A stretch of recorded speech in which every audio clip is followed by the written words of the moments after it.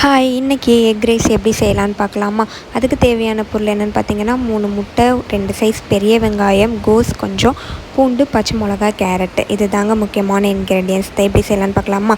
இதுக்கு ஒரு கடாயை ஹீட் பண்ணிவிட்டு அந்த 3 முட்டையும் உடச்சி ஊற்றிட்டு நல்லா நம்ம பொடி மாஸ் மாதிரி ஃபஸ்ட்டு ரெடி பண்ணி எடுத்துடலாம். இப்போது அதே கடாயில் எண்ணெய் ஊற்றி நம்ம நறுக்கி வச்சுருந்த பூண்டு, பச்சை மிளகா இது ரெண்டுத்தையுமே போட்டு நல்லா எண்ணெயில் பொரிய விட்டுட்டு 2 சைஸ் மீடியம் சைஸ் வெங்காயம் நறுக்கி வச்சுருந்தோம்ல அதையும் போட்டு நல்லா வதக்கிடலாம்.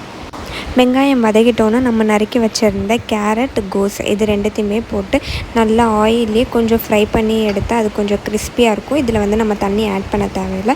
ஸோ ஆயிலே குக் ஆகுறனால அது சாப்பிடும்போது நல்லா மொறுமொறுன்னு கிறிஸ்பியாகவே இருக்கும்.